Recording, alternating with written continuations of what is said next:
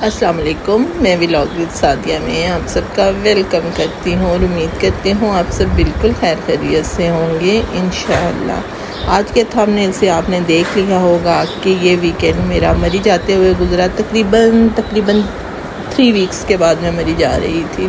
گرمی بہت زیادہ ہے راولپنڈی اسلام آباد میں، تو میں نے سوچا چلے مری چلتے ہیں، لیکن ابھی تک کا جو سفر تھا بہت ٹف تھا، بہت ہی گرم تھا اور مجھے کوئی آثار نظر نہیں آ رہے تھے کہ یہ گرمی تریٹ تک بھی جا کر ختم ہوگی۔ ویسے تریٹ وہ جگہ وہ سٹاپ ہوتا ہے جہاں پر ہم پہنچتے ہیں تو فوراً سے ہوا کا رخ چینج ہو جاتا ہے، ٹھنڈی ہوائیں آنی شروع ہو جاتی ہیں اور موسم جو ہے نا تبدیلی کی طرف آ رہا ہوتا ہے۔ لیکن آج جو حالات تھے بہت شدید گرمی تھی، ہوا بالکل بھی نہیں تھی اور خیر نکل پڑے ہیں، دیکھتے ہیں آگے کیا ہوتا ہے۔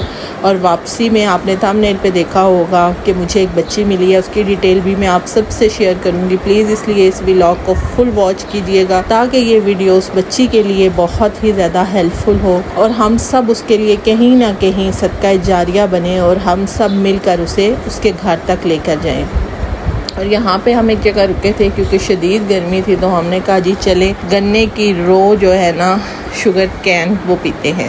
اور یہاں جی اب ہمارا تازہ بن رہا تھا، کافی زیادہ عوام یہاں کھڑی تھی، بندر بھی بہت زیادہ تھے اور مجھے بہت ڈر لگ رہا تھا کیونکہ بندر نا 2 سے 3 دفعہ پہلے ہم سے ہمارے شاپر ذرا کھینچ چکے ہیں۔ جب بھی آؤ شاپر میں کوئی چیز ہو نا تو پھر آپ بھول جائیں کہ آپ یہاں سے بندروں کی پہنچ سے بچ کے جا سکتے ہیں۔ ان کو ایسا پتہ چل جاتا ہے اور ایسی ٹرک سے وہ آپ سے جپٹا مارتے ہیں نا کہ آپ خود ہی سب ہی کچھ چھوڑنے پر مجبور ہو جاتے ہیں۔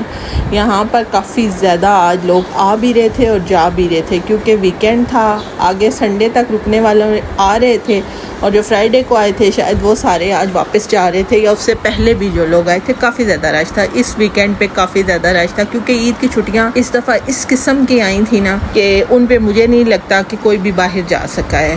مطلب بہت تھوڑا عجیب سا ویکینڈ پہ عید آ گئی، اور اس طرح پھر عید بھی وہ تھی کہ آپ کو پتہ ہی ہے کہ بقرہ عید پہ گوشت کا سلسلہ ہوتا ہے، قربانی ہوتی ہے، تقریباً 2 دن تو لازمی دیتے ہیں اور تیسرے دن بھی کچھ دے ہی دیتے ہیں۔ یہاں جی ایک جگہ ڈھابا سٹائل ہوٹل تھا، ہم وہاں پہ رکے تھے، ہم نے کہا کوئی ناشتہ وغیرہ کرتے ہیں، اور یہاں بادل کے آثار کچھ نہ کچھ نظر آنا شروع ہو گئے تھے۔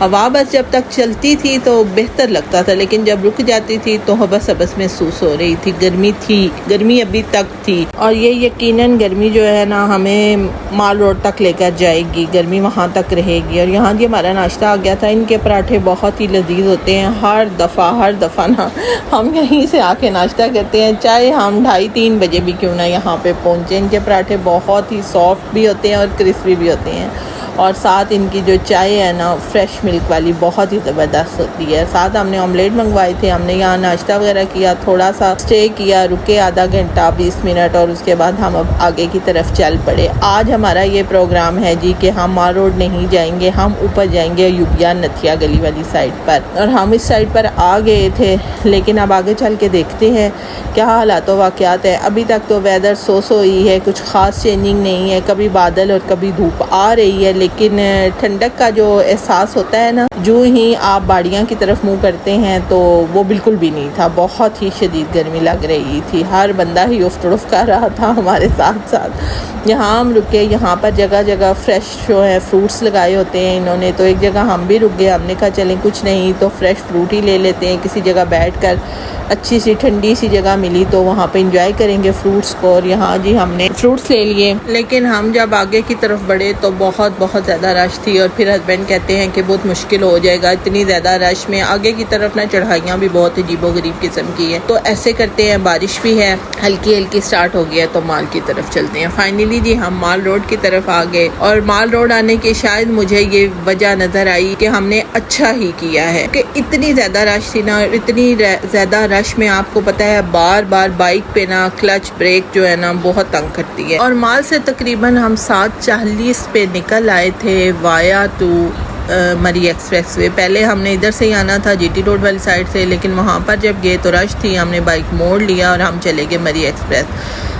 تقریباً ہم لوگ کچھ لوگوں کے کہنے پر بستال موڑ کے پاس تھے، اور کچھ لوگ کہہ رہے تھے یہ ساملی ہے۔ ہم یہاں پہنچے تو ہمیں روڈ کے کنارے پر ایک چلتی ہوئی بچی ملی، یہ والی بچی اس کو نا میں نے ولاگ میں بہت سوچ سمجھ کر ڈالا ہے، لیکن جو ہے یہ بہت ضروری ہو گیا تھا۔ یہ اپنے بارے میں کچھ خاص نہیں جانتی اور کچھ خاص بتا نہیں پا رہی۔ ہم نے اسے آتے ہوئے دیکھا تو سچی بات ہے جتنی دیر میں ہم جس سپیڈ میں تھے بریک لگاتے لگاتے ہم اسے تھوڑے سے آگے پہنچ گئے۔ پھر میں نے ہسبینڈ سے کہا نہیں پوچھتے ہیں، یہ بھی کسی کی بہن بیٹی ہے، پتہ نہیں کوئی مسئلہ ہے، کوئی لڑائی جھگڑا ہے، کیا چکر ہے کہ یہ اس جنگل میں اکیلی جا رہی ہے۔ اتنا خوف آتا ہے نا وہاں سے واپسی پہ آتے ہوئے، کیونکہ اسٹریٹ لائٹ تو آپ کو پتہ ہے موٹر وے ایکسپریس پہ ناممکن سی ایک بات ہے۔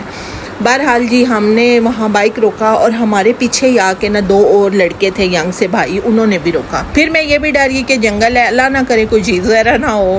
پھر میں نے ان بھائی سے پوچھا، میں نے کہا بھائی آپ نے کسی لیڈیز کو پیچھے سے پیدل آتے دیکھا ہے؟ تو وہ کہتی ہیں جی ہم نے دیکھا ہے۔ پھر مجھے ہوا نہیں کوئی مسئلہ ہے، ہمیں رکنا چاہیے، ہمیں پوچھنا چاہیے۔ اب ہم وہاں سے رانگ سائڈ پہ تو پیچھے جا نہیں سکتے تھے، ہم ان کے ساتھ ہی وہاں کھڑے ہو گئے۔ خیر تھوڑا سا ویٹ کرنے کے بعد تقریباً 10 منٹ کے بعد ہمیں یہ دور سے آتی ہوئی نظر آئی گاڑیوں کی لائٹس کی وجہ سے۔ ہم نے ان سے روکا، پوچھا تو پوچھتے ہی نا جیسے یہ تھکی ہوئی تھی میرے پاس نا سائڈ پہ وہ فٹ پاتھ کے پتھر پہ بیٹھ گئی اور کچھ منہ میں بولی جائیں، کبھی کہیں میں دربار پہ آئی ہوں، ابو کریں، اپنا نام انہوں نے مجھے ریشم بتایا، اپنے ابو کا نام انہوں نے مجھے میر زبان بتایا۔ خیر ہم نے وہاں کھڑے ہو کے میں نے اس سے پوچھا بچی سے کہ آپ کہاں جا رہی ہو؟ تو کہتی ہے میں کراچی جا رہی ہوں، میرا گھر کراچی ہے۔ 130 پہ بہت کالز کی، کسی نے نہیں اٹھائی، 15 پہ ہماری کال مل نہیں رہی تھی۔ وہ جو 7 بھائی تھے انہوں نے 1-2 نمبر دیے، پھر تھانے میں ہسبینڈ نے کال کی، ان بھائی نے بھی بات کی۔ خیر ہمیں کچھ اتنا جیسے ارجنٹ 9 بجے کی بچی ملی ہے، رسپانس نہیں مل رہا تھا۔ پیٹرولنگ کے گاڑی جا رہی تھی موٹر وے کی، تو میرے ہسبینڈ یہاں سے یقین کرے اتنی رش سے پار ہو کے وہاں پر گئے، جا کے ان سے بات کی۔ انہوں نے کہا جی یہ ہمارا مسئلہ نہیں ہے، آپ 15 پہ ہی کال کریں۔ پھر میرے ہسبینڈ نے اپنے دوسرے نمبر سے 15 پہ کال کی تو الحمدللہ انہوں نے ہمیں بہت اچھا رسپانس دیا۔ خیر وہاں سے آتے ہوئے نا ہمیں ایک اور بھائی مل گئے سیکیورٹی والے جو فاروق ہاسپٹل میں جاب کرتے تھے۔ ہم نے ان سے روک کے پوچھا کہ یہ ایریا کون سا ہے، انہوں نے بھی ہمیں یہی کہا کہ یہ آمنا تقریباً مڈ میں کھڑے ہیں، تو اس سے 10-12 منٹ 15 منٹ کی ڈرائیو پہ فاروق ہاسپٹل ہے، وہاں روشنی بھی ہے، آپ چلیں ان کو لے کر اور وہاں سے پھر نا انہیں پولیس کے حوالے کر دیتے ہیں، کیونکہ اب اس بچی کو ہم کہاں چھوڑتے، اس طرح روڈ پہ تو میں چھوڑ نہیں سکتی تھی۔ خیر ہم ان کے ساتھ انہیں بٹھا کر یہاں تک آئے اور پھر یہ واقعہ 9 بجے کا، تھانہ تریٹ سے گاڑی آتے آتے 1.5 گھنٹہ لگ گیا رش کی وجہ سے بقول ان کے۔ خیر وہ پہنچ گئے اور ہم نے یہ بچی ان کے حوالے کر دی ہے۔ 3 بجے میں گھر واپس آئی ہوں، 9-9:15 بجے یہ بچی روڈ پہ چلتی ہوئی ہمیں ملی ہے، اپنا نام ریشم بتا رہی ہے، اپنے والد کا نام امیر زمان اور امی کا نام شاید یہ حلیمہ بتا رہی ہے، سمجھ نہیں آ رہی تھی اس نام کی کلیئر۔ تو اگر کسی کو بھی کوئی بھی اس بچی کو جانتا ہے، اس کا رشتہ دار ہے، اس کے گھر والے ہیں یا اس کا کوئی محلے دار ہے، تو پلیز وہ تھانہ تریٹ میں رابطہ کریں، وہ آپ کو اس کی پوری ڈیٹیل دیں گے، کیونکہ اسی رات 3 سے 3:30 بجے جب میں گھر پہنچی تو ہم نے ASI جو ہیں ان سے بات کی، جن کے حوالے ہم نے اس سے کیا تھا بچی کو، ASI ساجد ستی، تو انہوں نے بتایا کہ اس بچی کو ہم نے ایدی سینٹر اسلام آباد جمع کروا دیا ہے۔ تو پلیز آپ سب سے یہ گزارش ہے کہ آپ اس ولاگ کو یہ نہ سمجھیں کہ یہ میرا ہے، اس سے مجھے کوئی فائدہ ہوگا، صرف اور صرف اسے صدقہ جاریہ سمجھیں۔ یہ سوچیں ہمارے گھر بھی بہن ہے، بیٹیاں ہیں اور ہمیں اس بچی کی ہیلپ کرنی ہے، جلد از جلد اس کو اس کے گھر پہنچانا ہے، اور اس کا صرف یہی ایک طریقہ ہے، آپ اپنے فرینڈز میں، فیملی میں، اپنے واٹس ایپ گروپوں میں اس ویڈیو کو شیئر کریں تاکہ زیادہ سے زیادہ لوگوں تک یہ جائے اور یہ بچی جلد از جلد اپنے ماں باپ سے ملے۔ میری دلی خواہش ہے، مجھے بے حد افسوس تھا، اگلے دن فادرز ڈے تھا اور یہ اپنے گھر والوں سے پتہ نہیں کس طرح بچھڑ گئی، مجھے یہ تھوڑی سی ذہنی طور پہ بھی ٹھیک نہیں لگی ہے۔ تو اللہ تعالیٰ اس کی مدد فرمائے۔ آئی ہوپ آپ کو یہ ولاگ اچھا لگا ہوگا، پلیز اسے لائک کریں، شیئر کریں، ضرور شیئر کریں صدقہ جاریہ سمجھ کر۔ اس دعا کے ساتھ اجازت چاہتی ہوں، اللہ تعالیٰ آپ کی میری زندگی میں ہمیشہ آسانیاں کرے، اپنا خیال رکھیں، مجھے دعاؤں میں ہمیشہ یاد رکھیں۔ اللہ حافظ۔